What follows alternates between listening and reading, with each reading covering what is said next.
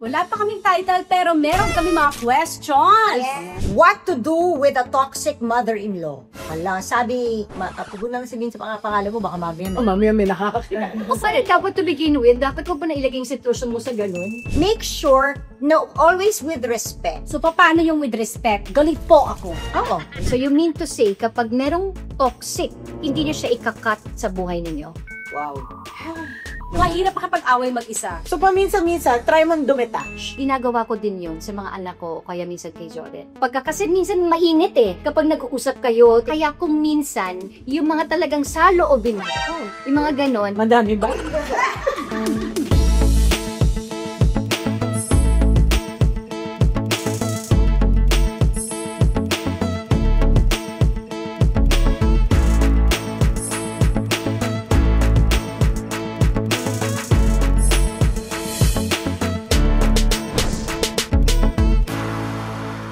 Five, 4, 3, 2, action! Hi guys! Welcome to...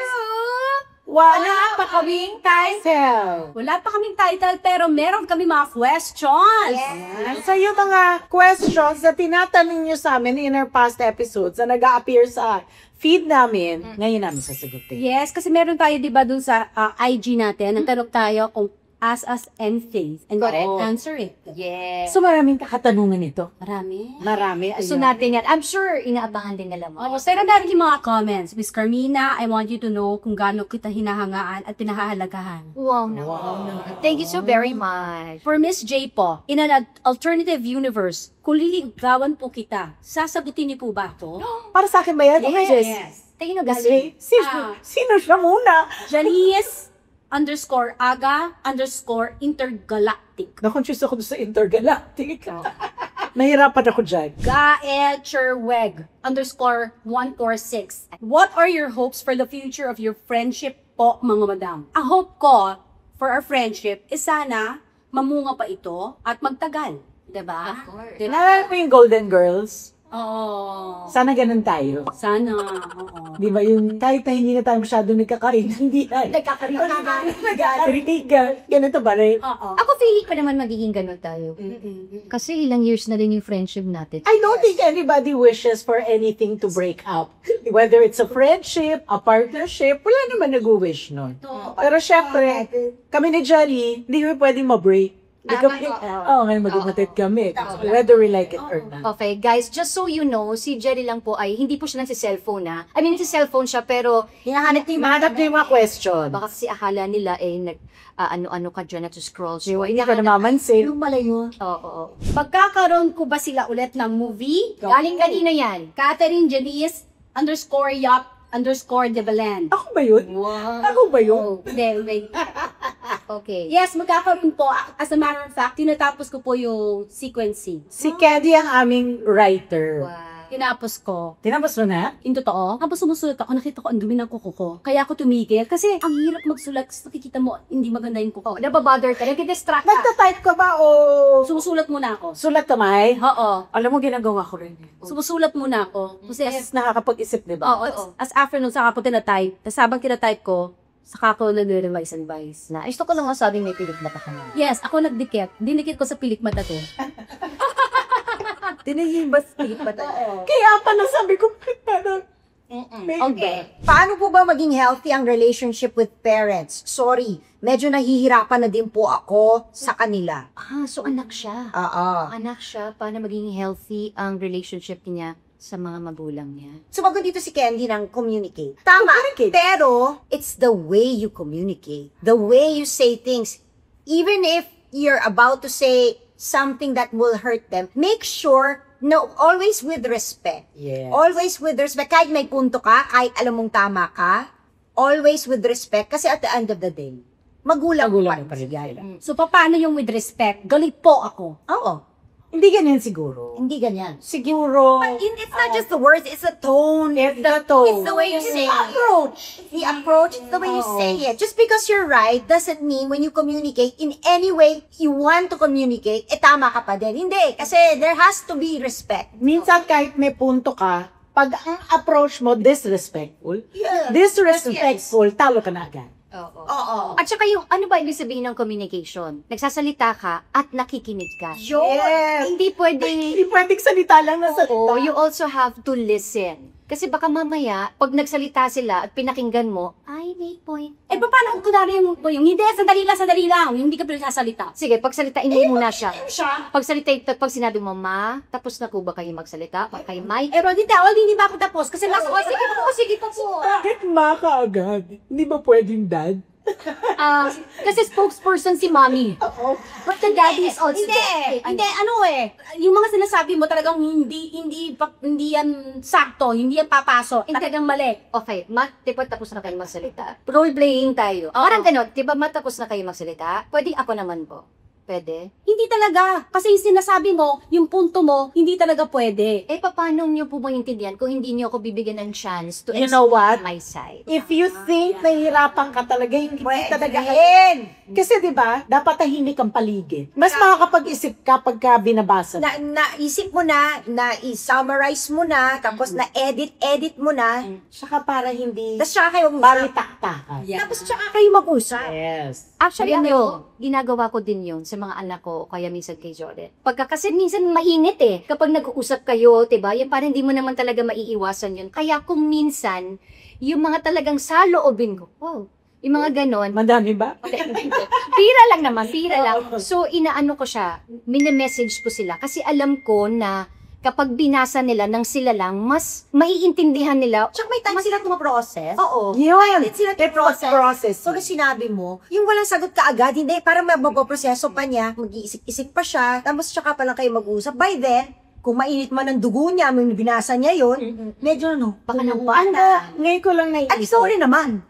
Minsan, there is no right or wrong. It has to be discussed. Minsan kasi, ano ba yung right and wrong nung pamilya, patakbo ng Yes, pamilya oo. nyo. Paano ba yung ano dynamics yung ninyo? dynamics? At saka yung parang, even if you disagree, at the end of the day, you are family, you love each other. So, always start from there. Kahit na galit ka, before you speak to them, try to imbibe na, I love you, pero this is what I'm feeling. Yan. Doon tayo. Gusto ko yung ganon. Yung I love you ba? Pero ito yung nararamdaman ko ngayon. Tama yung ganon eh. Never ka magkakamali pag sinabi mong ganito. Ito po kasi ang nararamdaman ko. Paano kaya po? Yan.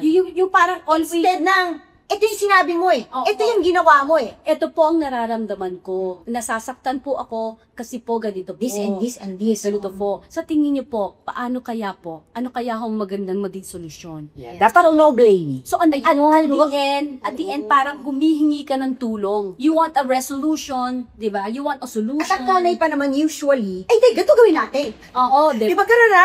Gusto niyo tayo solusyonan ng lahat eh. Oo, kasi take charge eh. Pag Oo. tayo kasi, aminin mo na, take charge tayo kaagad. May isa akong tanong. Basta walang sumbatan. Basta communicate. Communicate, walang sumbatan. Wala na yan siya. Balik makinig.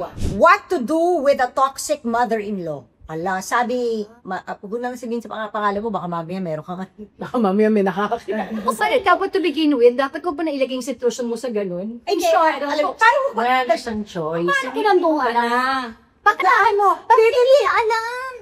Di ba sa boyfriend, girlfriend ba? May Iba eh. ka na ng son. Oo, parang Iba. Tapos nalaman mo, Okay, good. pagka lagi mo na siyang kasama, toxic pala siya. No, what if yung nagtatanong, nandun na siya? sa ganung sitwasyon. So, ano gagawin niya? Wow. Ito yan.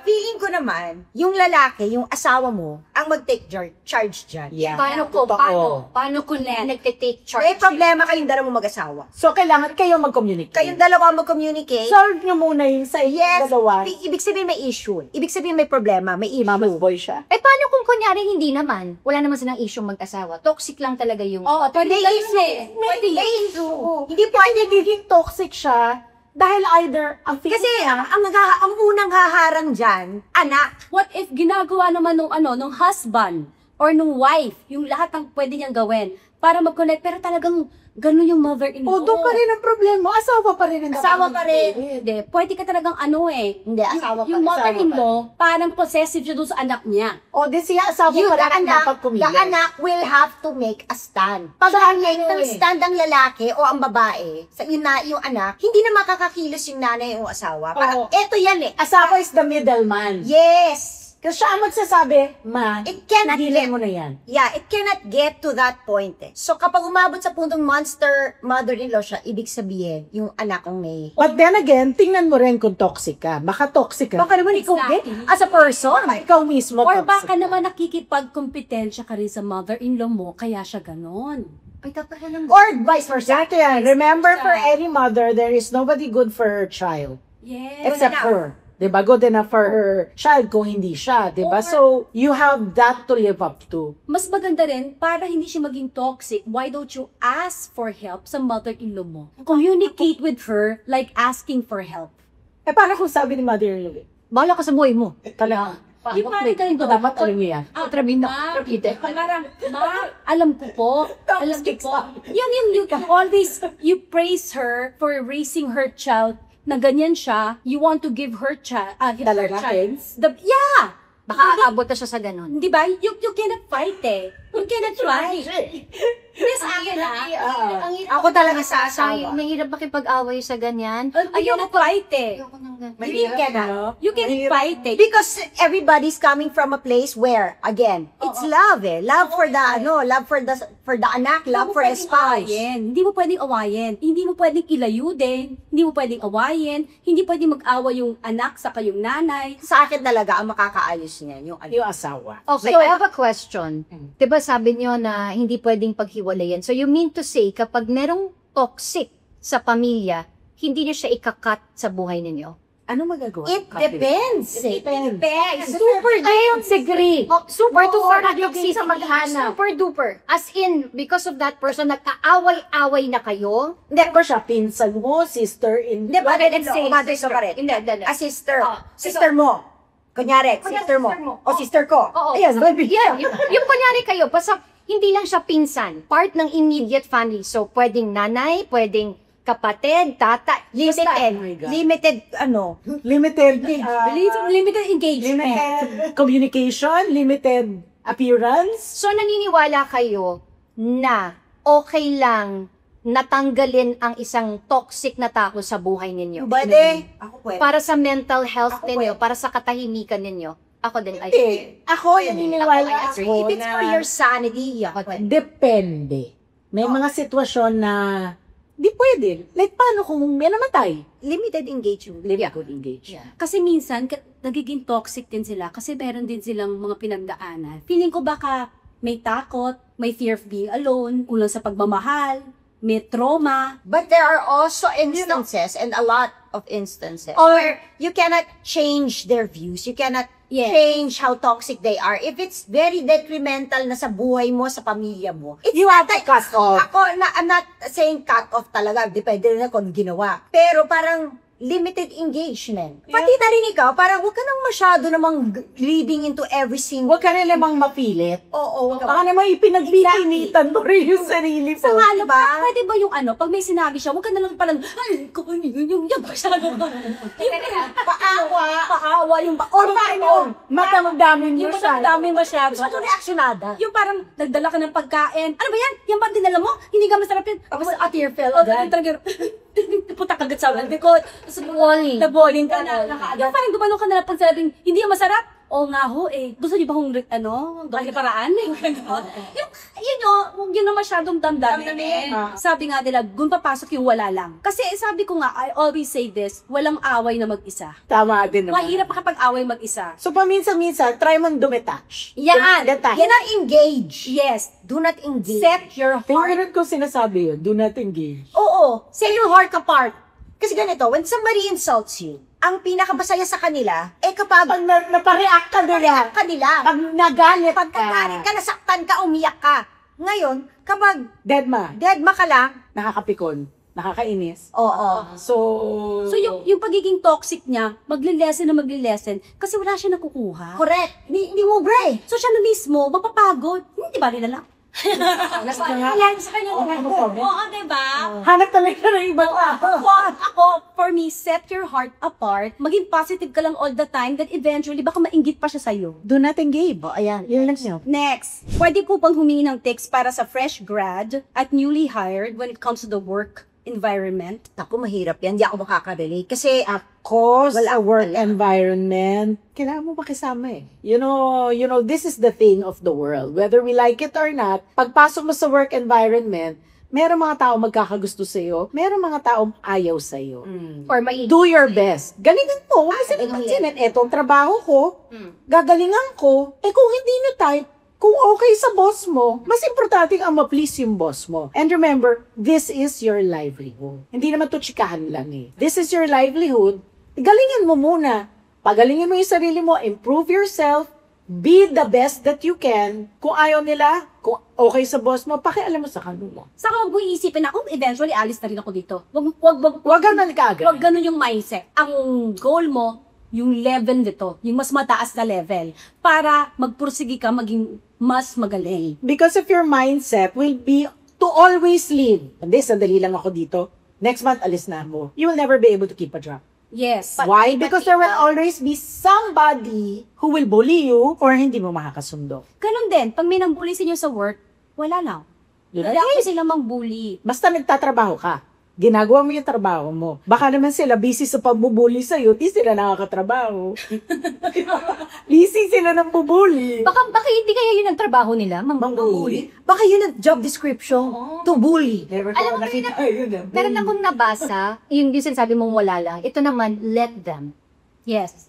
Yung art of, kunwari di ba yung mga iba, art of being dead ma. Ito naman, let them. Yun lang, them bully. ibuli ka nila, hayaan mo sila. Yun na nga, yung parang bahala ka sa buhay mo. Api-apihin ka nila or iwan ka nila. Ito sa lahat ng tao, whether part of your family, friends, Yeah. co-workers, let them.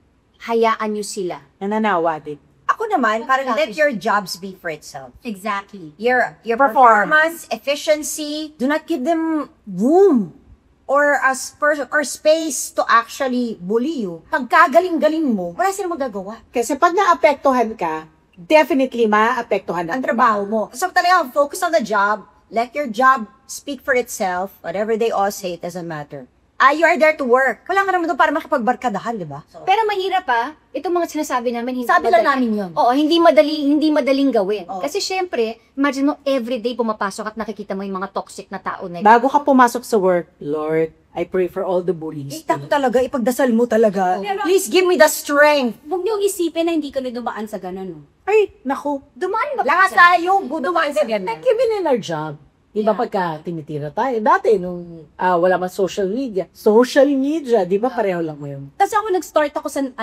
yung ma-extra-extra, nag-start ako na small roles, 'di ba? So talagang pinagdaanan ko lahat 'yan, But you proved yourself. 'di ba? Yun, Pinagdaanan So ngayon, wala na. Oo. Bakit? Kasi you proved yourself. Because your job, yun na naging focus. Yung hinayaan ko lang sila, kasi as a matter of fact, biglang may pagka-dead man kong tao, hindi ko alam na binubully ako. May chance po ba kayo magkaroon ng sitcom together? Harang ang saya po kasi. Please answer. That would be great. That would be great. Parang Golden Girls. Pero, dramatic actress po. Ito yung ano doon? Uno yak ang ginagawa ko. Tapos kaya, pinagkawalan na lang natin siya. Oo, yung pag umaga pa lang, pahingi ng almusal. So, balik tayo doon sa paano po yung mga sa work environment? Bibuli ka namin. Binubuli nyo. Parang try ka na for idol ka. Okay. Sitcom, gusto namin yan, why not? Where to buy merchandise at wala pa kaming title, lalo na yung t-shirt. I want the shirt so bad. We're working on it. We'll figure it out. Just give us time. We'll figure out how we're gonna do this. And then, Nakaka-touch naman yun. Yung gusto talaga nila ng merch. guys, we will make it Wait happen. na. At kapag, Ayaw din naman natin kasi simula na hindi kami ready. Oo. Baka hindi rin kayo matuwa. at sana, pagka nasimulan na namin, support kami. para masaya lang at tayo may ganitong mga shirts o kung ano-ano pa. And yes, we'd also like to thank Autism Society Philippines, 'di ba? Maraming salamat Yes. doon sa ginawa po namin na pagsuporta at binigyan niyo kami ng chance to support Autism Society Philippines. Yes. Last May 18, we were there with Quentin. Thank you for inviting, Actually, we do it for Q. And for you, we don't realize na ang laki pala na nagiging May effect siya. At may effect din sa atin. Oo. Na hindi ko alam na, kasi parang nagpunta kami doon for you, for Q. Oo. Pero parang nung nandoon kami at nakita namin na, wow, May ganito pala. May ganito pala. And it's so nice to know that there are events catered for them and especially for them. Tapos it's actually supporting not just Neurodivergence. neurodivergence, pero the family, Yeah. the people who love them, may support din sila. Kasi kailangan nila eh. Natutuwa sila when they see that other people support the cause. And it makes it become nothing They're inspired. nothing extra difficult, extra unique. It's like, Happy lang. masaya lang to eh. Yeah. Ang saya. Thank you. And it was 40,000 people who were there. Grabe, punong-puno yung MOA. Muwa. Grabe, hanggang sa tok-tok talaga. Sino nang sumunod? Sino? Autism Society Philippines with SM Cares. Tatlo. Galing. So, So, may kanilang SM, no? SM Cares. So, maraming salamat. Kasi, ano yan simultaneous yan sa meron sa Iloilo, meron sa Cebu. Ay, sasabihin sa premiere namin. Yes. And it's a yearly thing, diba? Pero, tanungin kita. Kasi sabi mo sa amin, 2 years nang hindi sumasampa si Q sa stage. Nag-a-attempt kayo, pumupunta kayo, Ayun but na. twice, doon na, bumaback out si Q. Yes. Anong feeling mo na this time, pumayag? Actually, nung bago tayo umakyat, Para bago ba yung isip? parang bumaback out na naman siya eh. I'm so proud of Quentin. Yes. Sobrang proud ako. Actually, naiyak ako dun sa idea na nakaakyat si Quentin ng stage. Naiyak ako dun sa idea na nandun kayo. Naiyak ko ngayon. Kasi nga, lalo pag binabasa ko yung messages na, you have very supportive friends, which is true, mga kaibigan. I have very supportive friends. Totoo yun. Sabi nila, naiinggit daw sila. Sana makahanap din po kayo na ganun ka, mga... Siyempre, dahil naiiyak ka. Naiiyak ang live. Diba? So, I'm very proud. And I'm very proud of Quentin. Tapos doon ko na-realize, hindi ko na mauuto si Quentin. Kasi nalaman niya na walang sound yung mic. Kaya, Na-recorded pala. Ayaw pa naman niya. Kasi gusto niya kumakanta.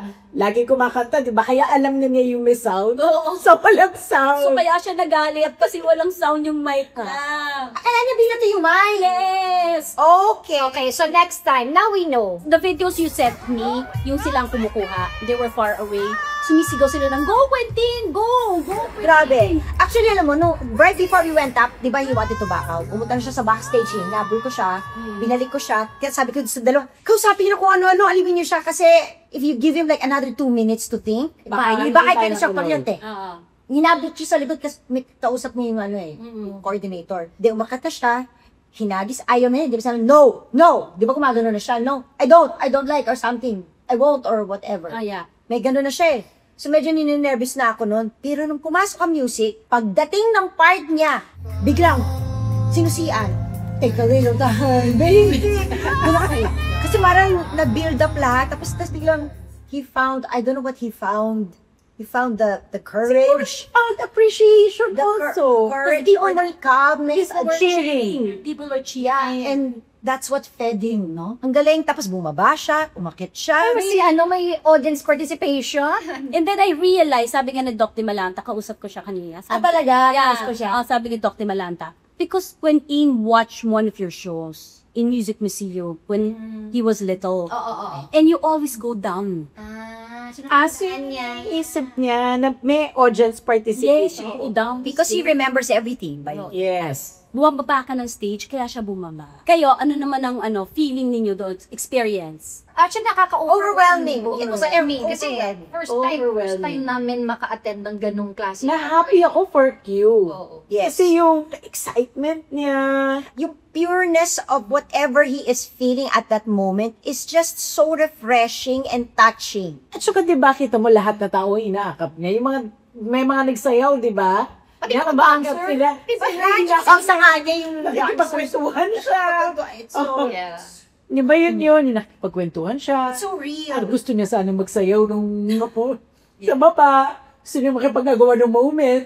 Sana lahat ng tao ganun yung yung purity ng heart. Ganun ka-honest. Yung Honest. napaka-sincere, napaka-pure. If you think about it, it should be so simple. Kasi si Q, gusto lang naman niya magsayaw. At gumanta. Na may naroon sa kanya. Yun lang naman eh.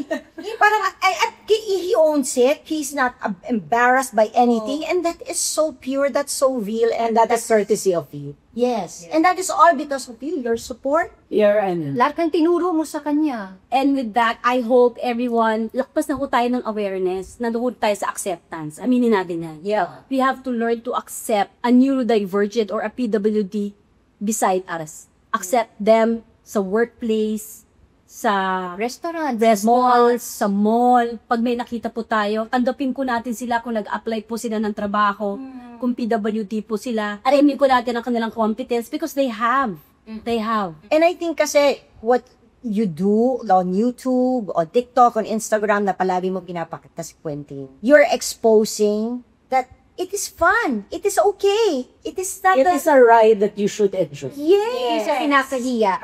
And that Yun is, yun eh. that is one of the things that's very admirable na talagang tinabaw ni Candy. Kasi Hindi mo siya tinago. hindi mo siya tinago. You made it so accessible for everybody to really love and understand you. Thank you. So, kung meron po kayong mga kamag-anak, kaibigan, na neurodivergent or PWD, ilabas niyo po sila. Alika na, mag-chan tayo. Di ba? Kwentuhan. Lumabas po tayo. Yes. And with that, marami pong salamat. Magbabalik pa po ang Wala Pa Kaming Talent!